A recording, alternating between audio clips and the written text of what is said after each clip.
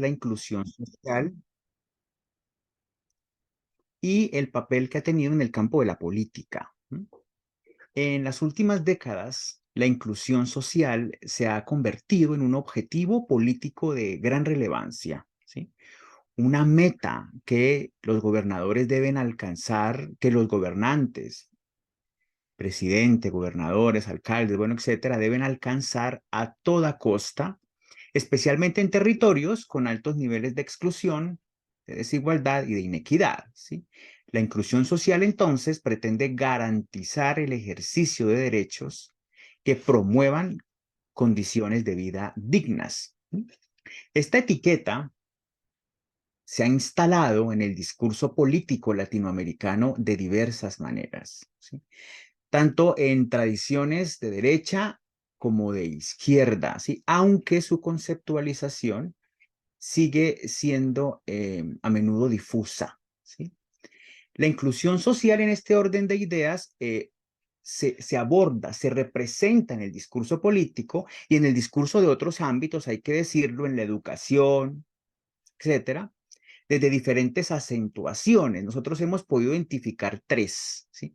Una acentuación funcionalista, una acentuación pluralista y una acentuación decolonial, ¿sí? Esta acentuación decolonial es bastante particular y bueno, no, generalmente no se presenta en los discursos políticos, ni menos en los discursos de la educación. La acentuación funcionalista define la inclusión social desde la pérdida de derechos. Entonces, cuando al sujeto se le vulneran sus derechos, ¿cierto? Entonces se le incluye. Es decir, para que haya inclusión social, se requiere que pierda sus derechos, que haya vulneración de sus derechos. Solo en ese momento se reconoce como un sujeto que tiene derechos. La pluralista, por el contrario, pues no necesita, no requiere que haya una vulneración de derechos para ser considerado como un sujeto pleno de derechos, ¿cierto? Y la decolonial, pues no cree en la etiqueta inclusión social, dice que la inclusión excluye todavía más. Entonces, el discurso, digamos, de las instituciones, la política, la educación, bueno, etcétera, eh, sobre todo favorecen estos dos primeros tipos de acentuación, ¿no? La funcionalista y valga decirlo en muy pocos casos, la pluralista, ¿cierto? Bien. En este marco es muy importante indagar acerca de la representación de la inclusión social en los discursos recientes de la izquierda colombiana. Bueno, ¿qué dicen esos discursos sobre la inclusión social? ¿Qué representación construyen? ¿Cómo los están acentuando? ¿Cierto?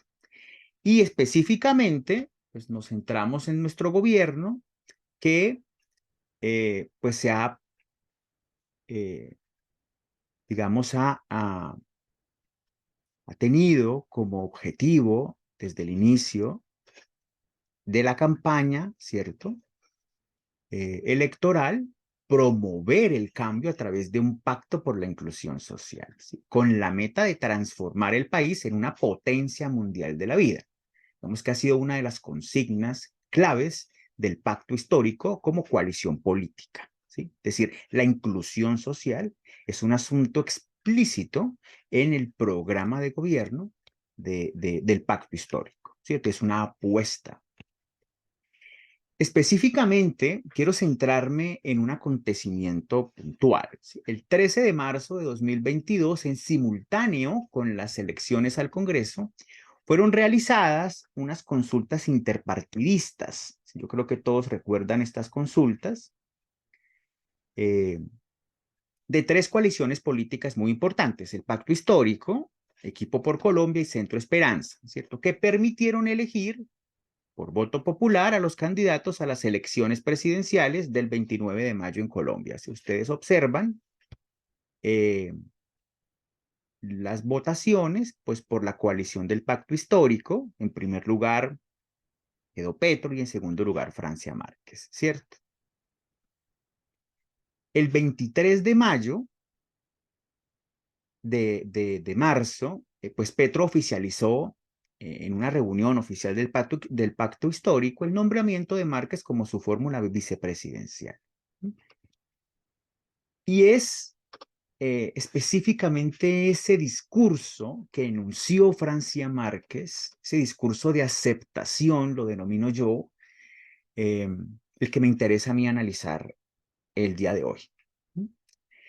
Ese día, en esta reunión del pacto oficial, pues Francia Márquez enunció un discurso, más adelante lo vamos a escuchar, vamos a observar esa disertación, esa locución y es el discurso en el que me quiero centrar, ¿sí? Y la pregunta que orienta el análisis es la siguiente. ¿Cómo se representó la inclusión social en el discurso de aceptación enunciado por Francia Márquez al ser nombrada como candidata a la vicepresidencia de Colombia? ¿Sí? Y esa forma de representar, pues, tiene que ver con el etos inclusivo. Una de las apuestas interpretativas es que, más adelante lo vamos a ver en la metodología, es que la representación que se construyó sobre la inclusión social se hizo a través de un etos discursivo particular, a través de una imagen de sí que construyó ella en ese discurso particular. Bien. Vamos entonces a comentar algunos elementos del marco teórico. Específicamente, yo asumo la noción de etos discursivo, ¿sí?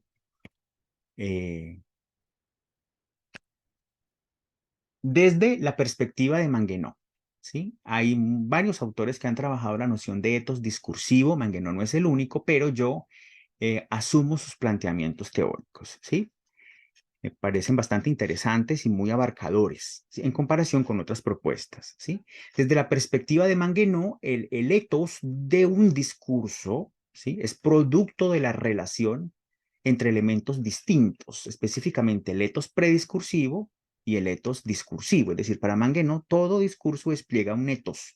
Cuando uno habla, ¿sí? Uno construye una imagen de sí, pero esa imagen de sí que uno construye está configurada por diferentes elementos, ¿sí? Por un etos prediscursivo y un etos discursivo propiamente, ¿sí? Nos dice Manguenó que el etos de un discurso resulta de una interacción entre factores diversos. Un etos prediscursivo, un etos discursivo, el etos mostrado, pero también los fragmentos del etos en los que el enunciador evoca su propia enunciación, es decir, el etos dicho. Directamente o indirectamente, por ejemplo, mediante el uso de metáforas o de alusiones a otras escenas de habla. En este orden de ideas, el etos discursivo, que es la noción en la que yo quiero centrarme, no voy a abordar elementos del etos prediscursivo, y no voy a abordar el etos que construye la imagen del destinatario, que sería el etos efectivo. No me interesa en estos momentos abordar la imagen que actualiza el destinatario, ¿sí? Me interesa concentrarme en el etos discursivo, entendido como una noción que surge de la interacción en el enunciado del etos dicho y del etos mostrado. ¿Mm? El etos discursivo, entonces, la noción en la que me voy a centrar, ¿cierto? Es la imagen de sí que proyecta el locutor, ¿sí? En su discurso. Es la autoimagen desplegada en las formas del decir. Es una construcción, nos dice Manguenó, discursiva de sí elaborada por el sujeto de la enunciación dentro del enunciado que remite, al igual que el etos prediscursivo, a representaciones estereotipadas. Entonces, el etos discursivo está constituido por elementos del etos dicho y por elementos del etos mostrado, ¿sí? En algunos casos prevalece más el etos dicho, en otros casos prevalece más el etos mostrado, y entendemos aquí el etos dicho como la imagen que el locutor construye de sí a partir de sus propias predicaciones. Es decir, es aquello que el locutor formula explícitamente de sí. Yo soy esto, yo soy aquello, ¿sí? Y el etos mostrado, en cambio, conforma la imagen que del locutor que indirectamente se desprende del discurso, ¿sí? Es decir, lo que el discurso muestra a partir de su manera de decir, ¿cierto? Es lo que se revela a partir de su manera de decir. Algunos plantean que este es en realidad el etos mostrado. Aquí asumimos que el etos mostrado es el etos discursivo propiamente. Aquí asumimos que el etos discursivo se despliega tanto en el etos dicho como en el etos mostrado, ¿sí? En la configuración del etos, entonces, la diferencia y la distancia entre estas nociones no es radical, porque la distinción entre etos dicho y el etos mostrado pues se inscribe en extremos de una línea continua, nos dice Manguenó, ya que es imposible definir una frontera clara entre lo que es dicho, ¿cierto? Y lo puramente mostrado. Bien, el etos discursivo en la perspectiva de Manguenó está vinculado a la noción de escena de enunciación. Entonces también vamos a abordar la escena de enunciación que despliega el discurso de Márquez, porque etos y escena están articulados, ¿sí? La escena de enunciación es una dimensión constitutiva del discurso, dice Manguenó, ¿sí? Quien viene pues planteando su relevancia desde la década de los 90 del siglo XX, ¿sí? Y configura una noción propuesta por Manguenó, ¿sí? Para aprender la situación de discurso desde el interior, es decir, a través de la situación que la palabra misma pretende definir. Entonces, a partir de un diálogo, o de un cuestionamiento más bien de nociones como contexto, situación de enunciación y situación de comunicación, Manguenó va a proponer que es la escena de enunciación la que permite aprehender esa situación del discurso que se configura al interior del enunciado mismo, ¿sí? Entonces, eso es lo que vamos a abordar. Dice Manguenó que la escena de enunciación está constituida a través de unos elementos, una escena englobante que corresponde al tipo de discurso, una escena genérica que propiamente hace alusión al género de discurso. Esto constituye el marco escénico y una escenografía. Entonces vamos a ver más adelante cómo se configura eso en el análisis, en el discurso de Francia Márquez. Bien, esta investigación sigue el enfoque interpretativo interdisciplinar que considera el análisis del discurso gobierno plural propuesta por el pacto histórico, el cual aboga por la construcción colectiva y la inclusión social. Por consiguiente, el sentido inclusivo característico del etos en esta modalidad del locutor colectivo opera en virtud de la incorporación de actores sociales diversos con capacidad de agencia, promoviendo así un gobierno pluralista. Vamos a ver los apelativos. Entonces, el etos discursivo inclusivo se configura en primer lugar por el uso del locutor colectivo que tiene diferentes modalidades, ¿sí? Que se manifiesta de diferentes maneras, pero que en todas está incluyendo distintos sujetos. Ahora vamos a ver la segunda noción, el segundo recurso, que son los apelativos. Por otro lado, el locutor enuncia apelativos alocutivos o vocativos por medio de los cuales identifica referentes, enuncia predicaciones sobre ellos y manifiesta relaciones sociales. Con los apelativos se hacen esas tres cosas. Identifica referentes, o sea, los actores sociales que ustedes ven en la tabla, algunos, ¿no? Porque como escucharon, hablo de muchos, ¿sí? Saludo a muchos. Los nombra a partir de una serie de apelativos específicos y establece predicaciones sobre ellos. Sumado a lo anterior, se dan también una serie de relaciones, se muestran una serie de relaciones que establece el locutor con esos sujetos. Bien. Por otro lado, el locutor enuncia apelativos, alocutivos o vocativos por medio de los cuales identifica referentes, enuncia predicaciones sobre ellos y manifiesta relaciones sociales. Estos apelativos, por ende, poseen un carácter deíctico, predicativo y social. A lo largo del discurso, el locutor identifica diversos actores sociales. ¿De quiénes habla? De los afrodescendientes, de los indígenas, campesinos, comunidad LGTBIQ+, mujeres, clase trabajadora, clase media, comunidades religiosas, jóvenes ambientalistas, empresarios y niños, infantes, conformando así un grupo alocutario heterogéneo. Estos destinatarios, aquellos pueblos, comunidades y grupos a los que se dirige Márquez, son construidos como prodestinatarios, ya que al posicionarlos como partidarios, participan de las mismas ideas, objetivos y valores.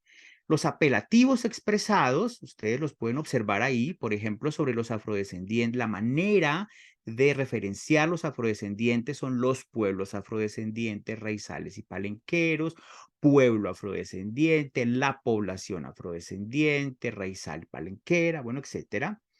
Estos apelativos, expresados generalmente en forma de sintagmas nominales, no solo identifican estos actores sociales, sino que también permiten al locutor efectuar predicaciones explícitas sobre ellos, es decir, decir cosas sobre ellos, atribuirles características. Por ejemplo, de los afrodescendientes dice, se han mantenido en resistencia por la vida, por la paz, por la justicia social, por la dignidad humana. Esas son las predicaciones explícitas que se hace sobre los afrodescendientes, y así en el caso de los indígenas, campesinos, etcétera.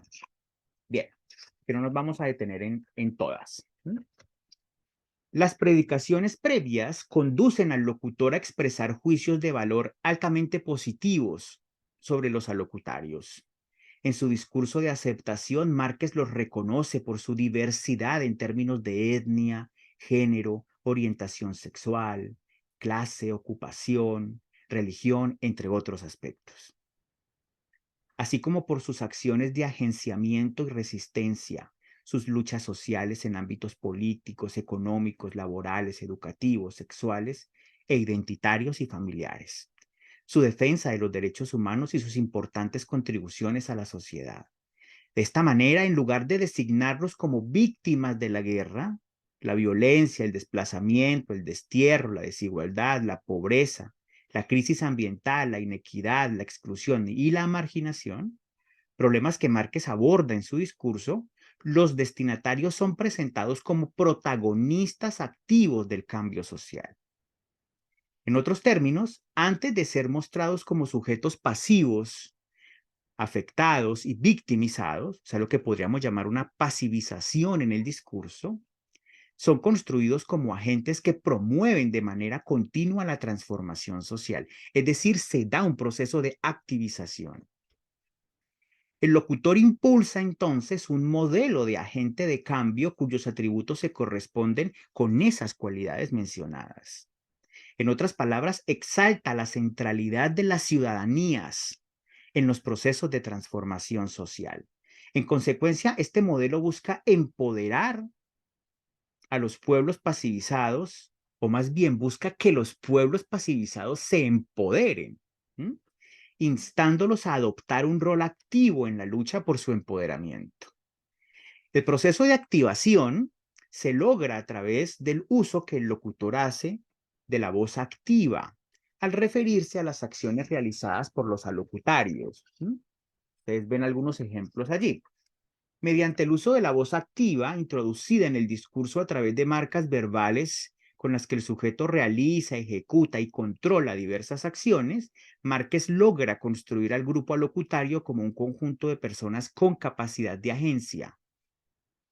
Por consiguiente, estos recursos gramaticales enunciados bajo la forma de la segunda persona del plural del presente de haber, usada en forma compuesta, han mantenido, han resistido, han sido, han irradiado, han usado, han puesto, han sostenido, no solo historizan las acciones realizadas por los pueblos en beneficio del país y del mejoramiento de sus condiciones de vida, sino que también le permiten al locutor evaluarlas de manera positiva al tiempo que despliega un concepto favorable acerca de ellos. Las predicaciones presentes en el corpus que el locutor, estas predicaciones, ¿cierto?, presentes en el corpus, generan que el locutor establezca con el auditorio un tipo de relación social marcada por la cercanía. Además de acercarse a los destinatarios a través del uso del locutor colectivo, Márquez emplea apelativos con juicios de valor favorables para presentarse como una candidata que forma parte de los pueblos. Este acercamiento social no se basa en el poder, ya lo habíamos dicho, en ese poder legítimo atribuido como resultado de la consulta interpartidista o en su designación como candidata a la vicepresidencia, lo cual implicaría un distanciamiento jerárquico por autoridad. Al contrario, se basa en el reconocimiento social y político de los demás, ¿sí? De los otros, de estos pueblos, de estas comunidades. Por lo tanto, aspirante y pueblo se presentan en una relación horizontal, caracterizada por el respeto, la igualdad y la equidad. ¿Mm? Muy bien. Vamos ahora a ver las marcas inclusivas, ¿sí? En el discurso de aceptación también se emplean marcas inclusivas, tales como nombres definidos tanto en masculino como en femenino. Ustedes los observan allí, colombiano, colombiana, trabajadores, trabajadoras, ¿sí? En singular y con mayor frecuencia en plural, ¿sí? Colombiano, colombiana, colombianos, colombianas, ancestros, ancestras, trabajadores, trabajadoras, bueno, etcétera. Ya ustedes observan en pantalla algunos ejemplos. El locutor enuncia unidades léxicas con radios binarios, ¿sí? Es decir, con O y en plural, ¿no? Colombiano, colombiana, colombianos, colombianas, ¿sí? Por medio de los cuales promueve el uso de formas de duplicación y visibilización del femenino, ¿m? Aunque sosteniendo el binarismo masculino-femenino del género, ¿cierto? Pero también despliega un rasgo no binario, el morfema E, en el caso de todes, ¿sí? Que reemplaza la desinencia masculina por un morfema de género emergente cuyo significado es el de género inclusivo, en el caso de todes, ¿sí? El morfema E, en consecuencia, designa personas disidentes que buscan reivindicar diversas formas de vivir su sexualidad, expresar su género y visibilizar nuevas identidades, más allá de los roles masculino o femenino. O sea que no es lo mismo decir todos, todas y todes. Eso es distinto, ¿sí? Significa otra cosa. Específicamente, estas personas disidentes en términos de género e identidad, ¿cierto? Además, el empleo de expresiones incluyentes, o sea, no solamente dice estas unidades léxicas, sino que también usa expresiones incluyentes, como las denominamos. Por ejemplo, las diversidades sexuales y de género, esa es una expresión incluyente, ¿cierto? Contribuye a configurar el estilo inclusivo que caracteriza el discurso de Márquez. El uso de estos recursos característicos del lenguaje inclusivo interroga el enfoque prescriptivo del lenguaje justificado a través del género masculino no marcado, genérico o estándar, ¿sí? Esto lleva al locutor a presentarse de manera incluyente y a reconocer los pueblos en su diversidad, designándolos como colectivos plurales, con orientaciones sexuales e identidades de género diferentes, singulares y legítimas, históricamente marginadas. Se trata de la imagen de una política que se dirige a un auditorio extenso, reconociendo su heterogeneidad por medio de un estilo inclusivo que imprime un carácter transgresor a la comunicación política. Esto es muy importante.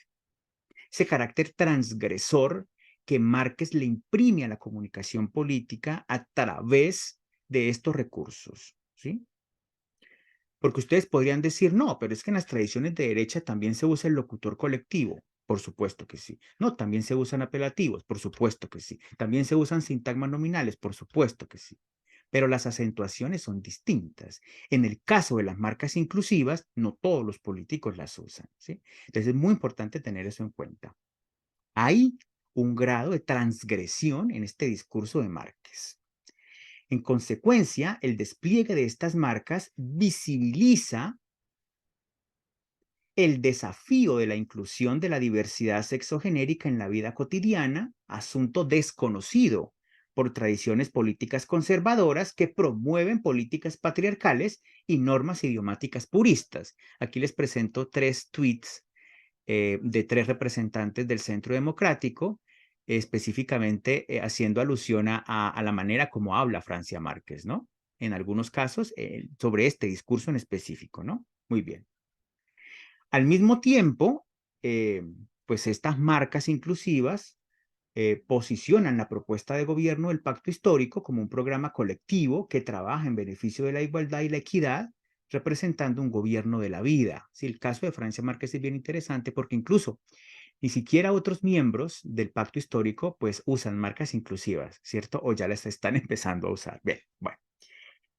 Aparte de esas marcas inclusivas, se dan lo que llamamos una series de marcas inclusivas, ¿sí?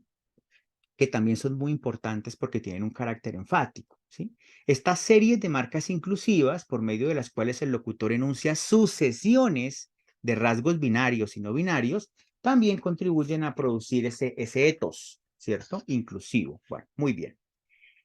Mediante estos índices, el locutor no solo se muestra con destreza al mantener la concordancia entre rasgos binarios y no binarios, hay que tener destreza, cierta destreza para poder sostener esa concordancia, sino que también se presenta enfáticamente como un sujeto comprometido con el Pacto por la Inclusión Social, que digamos fue y sigue siendo la bandera del pacto histórico, ¿cierto? Por medio del uso de estos nombres, Márquez, además de emplear rasgos inclusivos, incorpora a los locutarios desde posiciones diversas. Los convoca como ciudadanos y sociedad civil, cuando les dice colombianos, colombianas.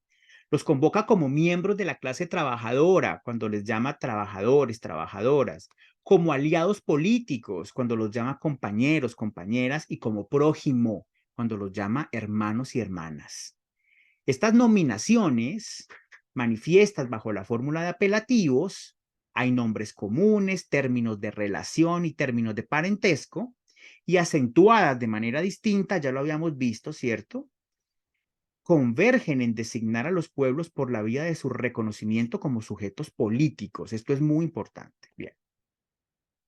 Respecto de la escena de enunciación, y no nos vamos a detener mucho, hay que decir que como etos y escena están articulados, ¿cierto? La escena de enunciación ayuda a que el etos se configure y a su vez el etos permite que la escena se despliegue.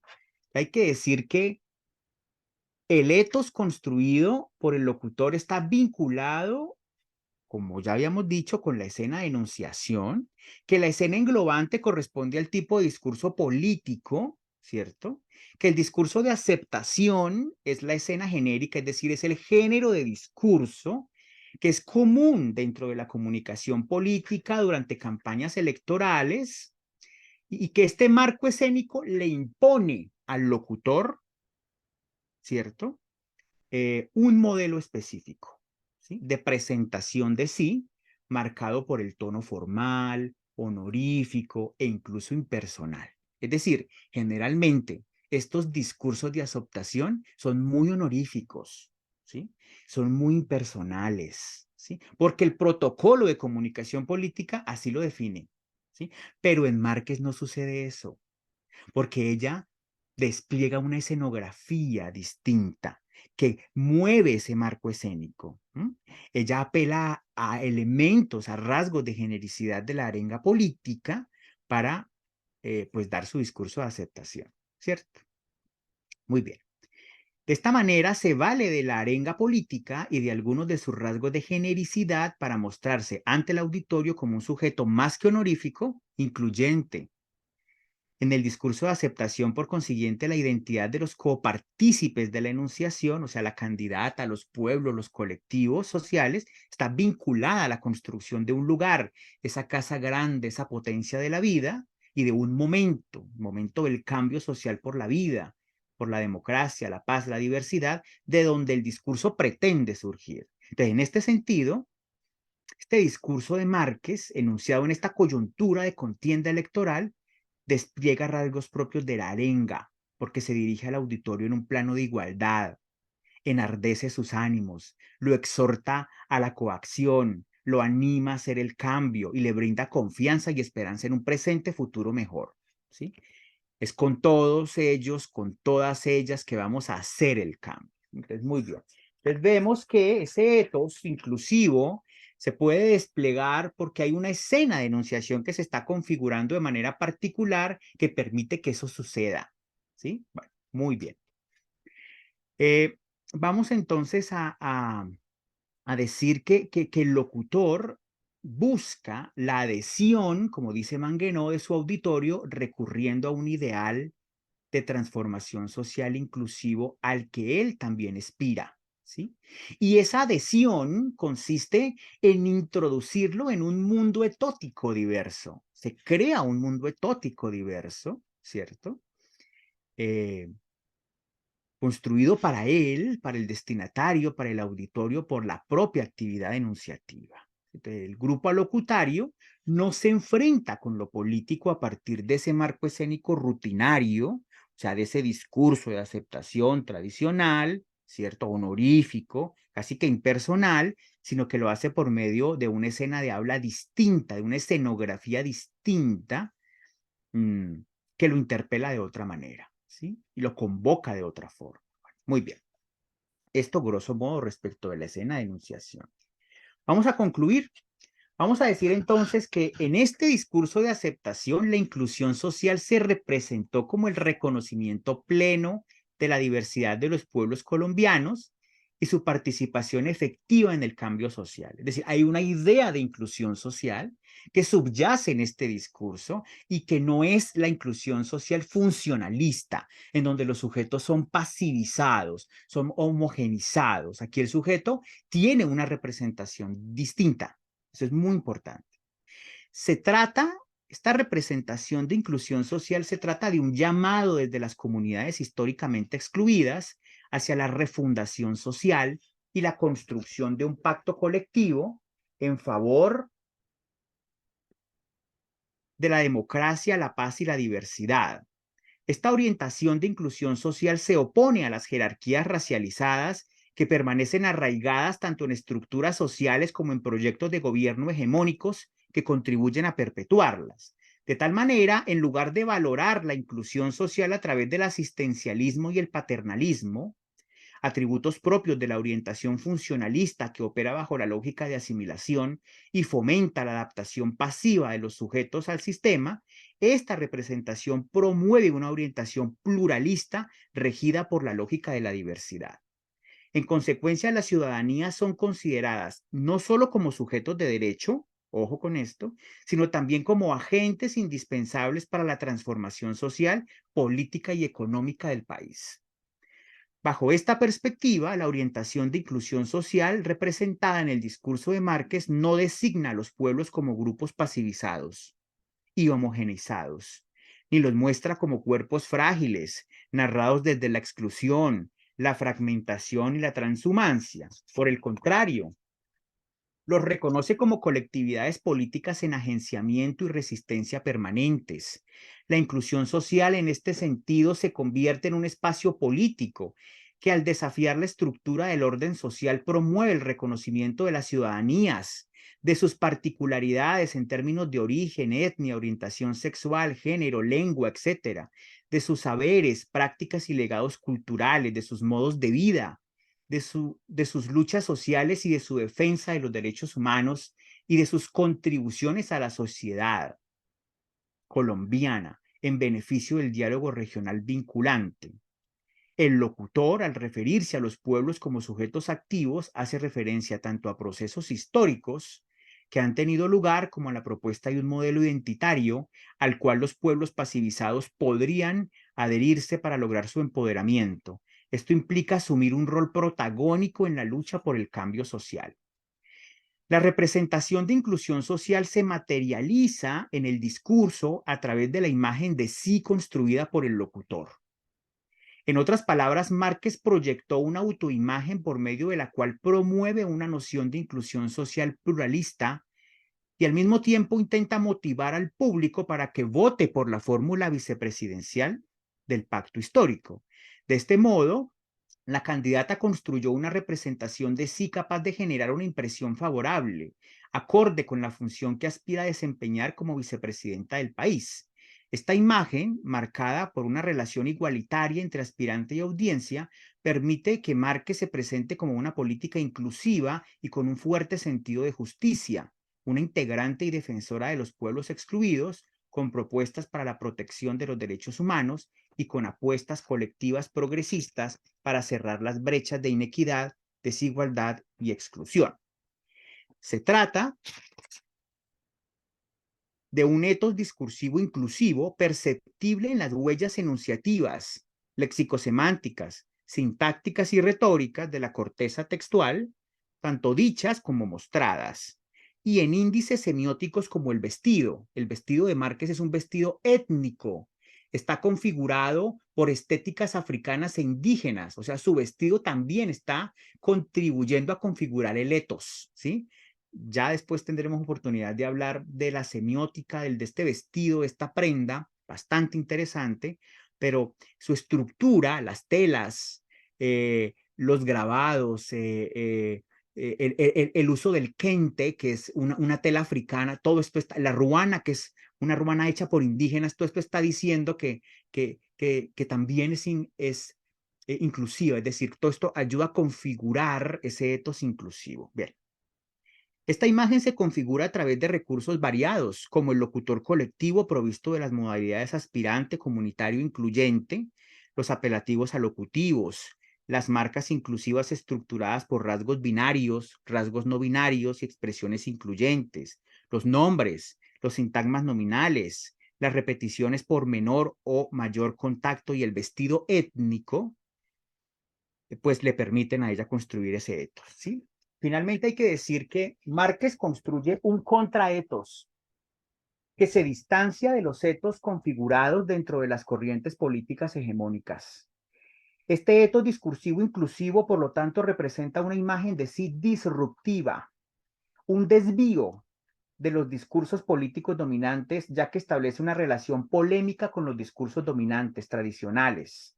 Sin embargo, y esto quiero plantearlo ya finalizando, a pesar del ideal de empoderamiento evidente en la noción de inclusión social construida en su discurso político, el énfasis puesto en los pueblos históricamente excluidos, a quienes representa y se dirige, podría tener un efecto negativo, especialmente ahora que ocupa el cargo de vicepresidenta de todos los colombianos. Este efecto negativo podría introducirse o traducirse más bien en la exclusión del resto de la ciudadanía que no se identifica con esas características de marginación. Con ello, en lugar de promover un cambio social colectivo, la noción de inclusión social podría dar lugar a posturas, ciertas posturas, que acentúen aún más la polarización social. Muchas gracias. Terminamos con algunas referencias bibliográficas y bueno, gracias por estar.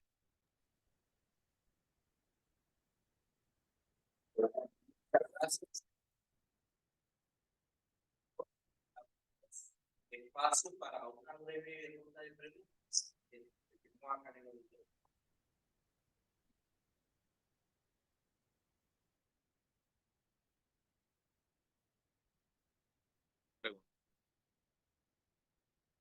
También por el chat pueden, estar conectados, generar alguna pregunta frente al análisis que hace el profesor Oscar Iván Londoño.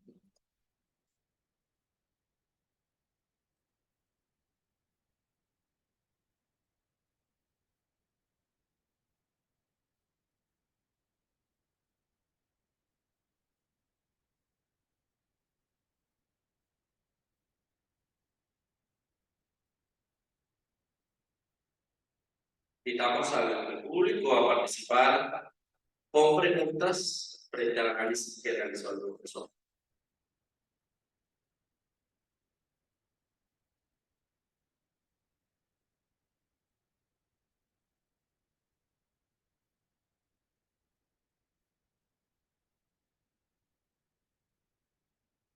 Recordamos que el tema fue la inclusión social en el discurso de Francia Márquez, hacia un ente de inclusivo e inclusivo.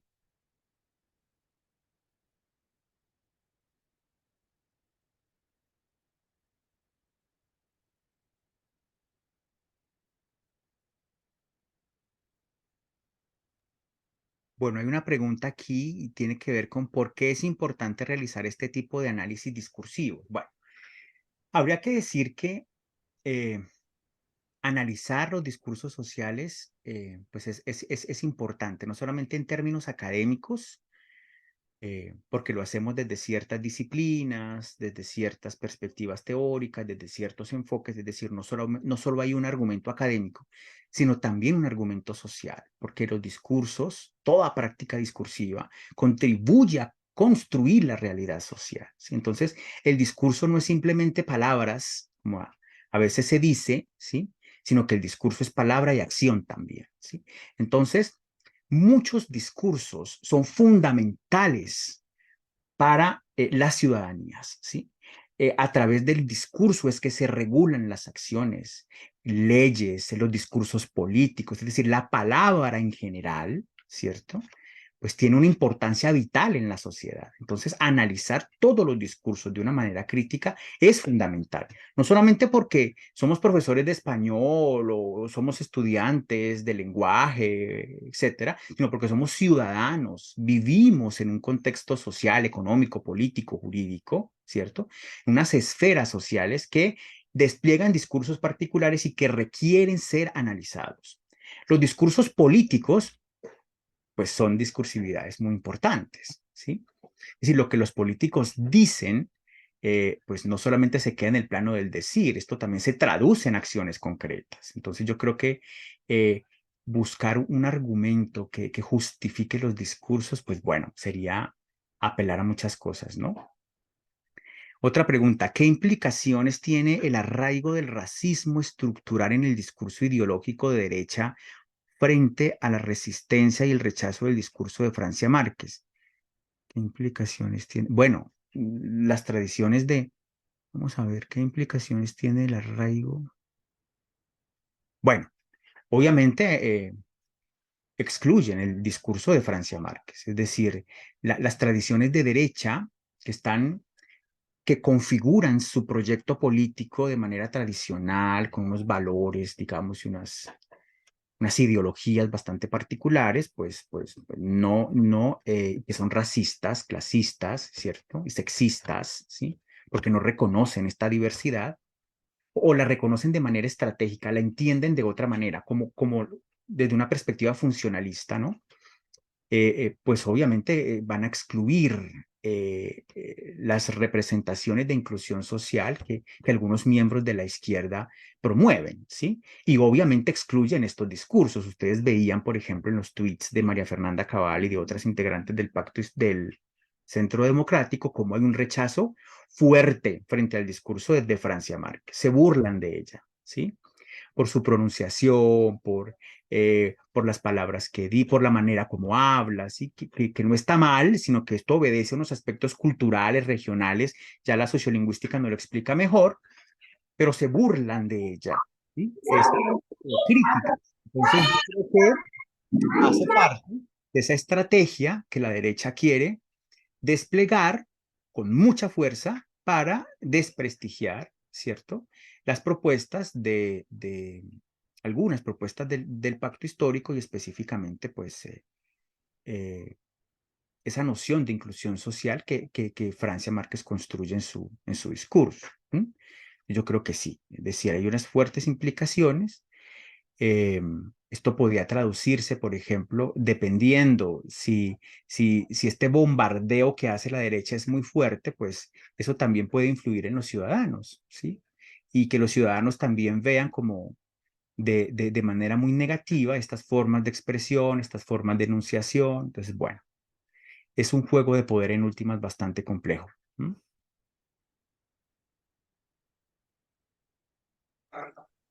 Oscar, hay una pregunta acá en el auditorio.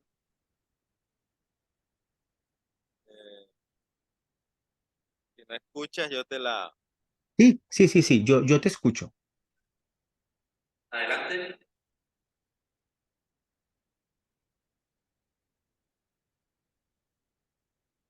Espérate que hay problema en el micrófono. Ya. Días, programa de licenciatura en español y inglés. estudiante de egresado de este año, 2023. Mi pregunta tal vez sería en este caso sobre cómo se definiría la cultura que define el discurso que realmente proyecte a un programa o plan de desarrollo que ayude a fomentar a la inclusión o bueno, la convivencia entre diferentes grupos sociales, dependiendo de las diferentes perspectivas políticas que tengan cada persona. No escuché muy bien. ¿Tú podrías traducirlo? No estuvo clara. ¿Puedes repetir la pregunta, por favor? O Gerson podría comentarme un poquitito que... Va a repetirla, Oscar, porque tampoco capturé bien la idea. Ah, ok, vale.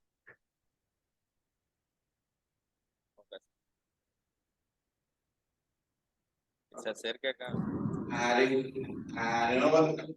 La pregunta que quería decir es, ¿qué estructura define a un discurso o una propuesta que ayude en el desarrollo de la convivencia y de la inclusión social? Dependiendo de las diferentes perspectivas que tenga una persona. O sea, sin importar si su orientación política, social u otros factores. Gerson, qué pena contigo, pero no logré oír bien. ¿Tú me la Vale. resumes? Pregunta Sí, podríamos parafrasear la pregunta, profesor Oscar, es lograr conciliar esas perspectivas tan diversas desde la ideología política, la inclusión de los grupos sociales a través de un discurso conciliador. ¿Cómo se podría lograr eso? No sé si escuchaste, Oscar. No. Ok. Es más que todo orientado hacia... Repito, la pregunta parafraseando al estudiante sería, ¿cómo lograr conciliar un discurso inclusivo teniendo en cuenta la diversidad de ideologías políticas y de grupos sociales? Sí, pues mira, es una pregunta bastante compleja, ¿sí? Es una pregunta bastante compleja porque lograr coincidir, conciliar, como tú dices, diferentes ideologías, diferentes posturas, ¿sí? Diferentes formas de ver el mundo, ¿sí? Y que entre otras cosas están en pugna, ¿sí? Porque no son ideologías alineadas en un mismo sentido, sino que tienen acentuaciones distintas, ¿cierto? Entonces, ¿de qué manera, por ejemplo, un presidente o una vicepresidenta con un país tan ideológico, con tantas acentuaciones ideológicas, con tantas variaciones ideológicas, pues de qué manera logra ser inclusivo, ¿cierto? ¿Cómo configurar un proyecto de inclusión que responda a esta variedad de ideologías, de tendencias políticas, de sujetos, bueno, etcétera? Eso es difícil y yo no te lo puedo responder, ¿sí? Porque no sabría cómo, ¿sí? Lo único cierto es que eh, considerar, ¿sí? Una perspectiva de inclusión que en lugar de mostrar el sujeto como un individuo pasivo, homogenizado, que necesita del Estado, ¿sí? Para poder ser funcional, ¿sí? Y que el Estado le prescribe qué es lo que tiene que hacer para ser funcional y para integrarse a las dinámicas sociales, pues me parece que esa no es la solución. Esa idea de inclusión social funcionalista no podría ser la solución, ¿sí? Tendríamos que mirar, ¿sí? ¿Qué otras? Porque esa idea funcionalista perpetúa todavía más la exclusión y perpetúa la discriminación. Tendríamos que ver qué otra idea de representación, qué otra idea de inclusión social puede funcionar para digamos, una comunidad, unas ciudadanías tan diversas, ¿sí? Yo pienso que aquella que establece que los sujetos, en lugar de ser homogenizados, son agentes activos, protagonistas de su cambio, un poco en la línea de Francia Márquez, pues podría funcionar, ¿sí? No obstante, como yo lo digo al final de la conferencia, pues esta, esta idea de inclusión pues también beneficia, o más bien ciertos sectores, ¿sí? Ciertos sectores, los pueblos históricamente marginados, ¿sí? ¿Sí? Digamos, está orientada hacia ellos. ¿Y qué pasa con la otra ciudadanía que no se identifica con esos sectores o que tiene unas ideologías distintas? Bueno, en resumen, se tendría que proponer hacer una propuesta que de algún modo logre vincular, ¿cierto? Integrar pues a todos los ciudadanos. Y eso es un trabajo muy, muy complejo, ¿sí? Que debería empezarse a pensar en las ciudades, ¿sí? En los barrios, en las ciudades, para proponer, digamos, una propuesta mayor, para formular una propuesta de gobierno mayor, ¿no? Que nos pueda, digamos, involucrar a todos, ¿sí?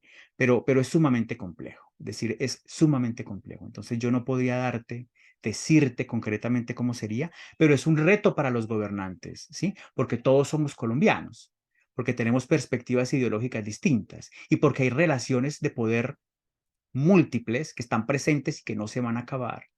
Y con eso tienen que lidiar ellos. Entonces me parece que esa pregunta que haces es bastante compleja, pero también nos motiva a pensar cómo pensarnos como ciudadanías diversas y bueno, y qué papel tendría la inclusión allí. ¿Mm? Colocar a cargo del profesor Álvaro Arrieta, que pertenece al departamento de leyes. Adelante, profesor Álvaro.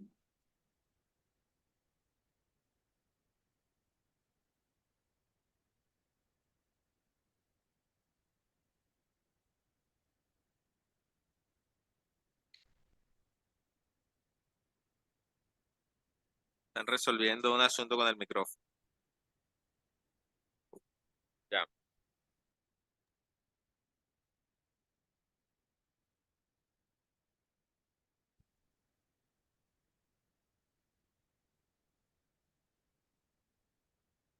Micrófono.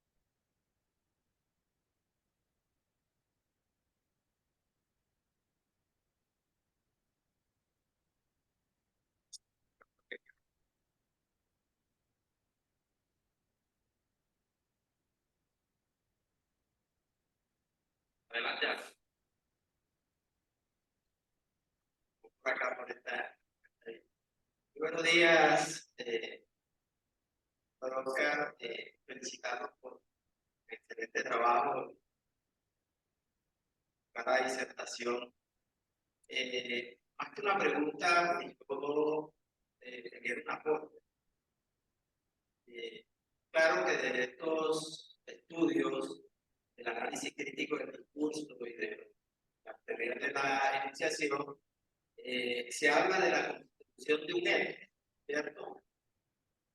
Sin embargo, y contrario a lo que sucede con ese discurso de la derecha, siempre existe esa preocupación por construir ese ethos, por venderle esa imagen al auditorio y a sus electores, pero en el caso del discurso de la vicepresidenta Francia Márquez e incluso de su fórmula presidencial, no se evidencia aquí ese afán por construir ese ethos, sino que está en ellos, ¿sí? En una forma natural. Así pues lo percibo, aunque lógicamente en estas teorías señaladamente se habla de la constitución de un ethos, ¿no? Que es la opinión que tengo sobre, en estos casos, Francia, ¿no? Lo hace desde sus mismas luchas sociales, desde sus mismas convicciones, lo hace de una forma tan natural que no necesita esforzarse para la construcción de ese. Qué bueno, profesor, su pregunta, porque eso hace puntualizar algunos elementos de la teoría del ethos. Es decir, todo discurso presenta una imagen de sí. Cuando yo hablo, siempre estoy construyendo una imagen, ¿sí? Siempre, ¿sí? Pero eso los sujetos no lo saben. Eso lo sabemos nosotros que somos especialistas en lenguaje, más bien estudiosos, que nos interesa estudiar el lenguaje, ¿cierto?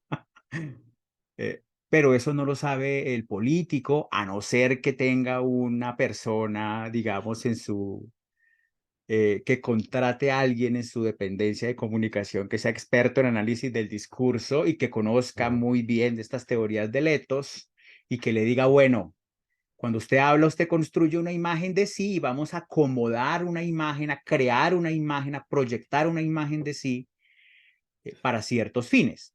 Eso también lo hacen muy bien los comunicadores sociales, ¿sí? Y los politólogos, no necesariamente con esa idea de etos, con ese nombre de etos discursivo. Entonces, el etos discursivo es inherente al discurso, nos dice Manguenau, ¿sí? Siempre se está construyendo una imagen de sí, pero el locutor muchas veces no sabe que eso sucede, ¿sí? Cuando Uribe habla, construye una imagen de sí. Cuando Duque habla, construye una imagen de sí. Cuando Petro habla, construye una imagen de sí. Cuando mi madre habla, construye una imagen de sí. Cuando yo hablo, construyo una imagen de sí, ¿sí? Y no me lo propongo hacer, ¿sí? Mi madre no se propone construir explícitamente una imagen de sí cuando habla, simplemente lo hace. ¿Y lo hace por qué? ¿Sí? Lo puede hacer de manera consciente o inconsciente, ¿cierto? Yo puedo construir una imagen de sí consciente o inconsciente. No hay un grado de conciencia absoluto, ¿sí? Es decir, no hay un control absoluto sobre lo que digo, ¿sí? Yo puedo pretender crear cierta imagen, ¿sí?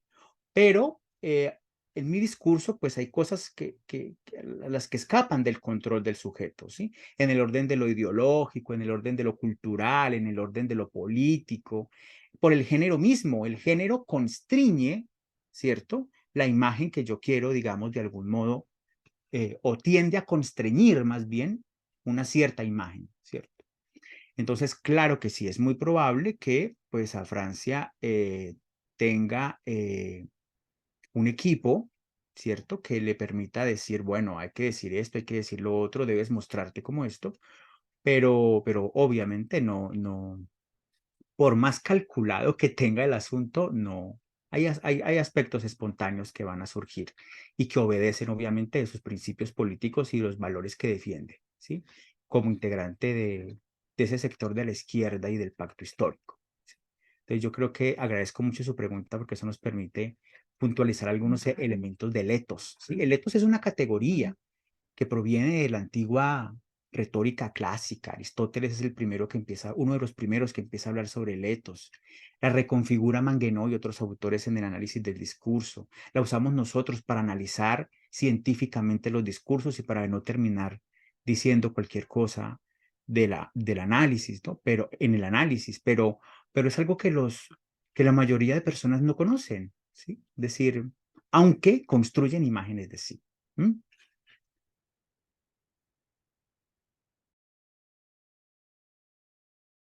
Gracias inmensa y damos término a la primera conferencia central y a las aportaciones del profesor Oscar Iván Antonio. Estamos muy agradecidos. El placer es la octava.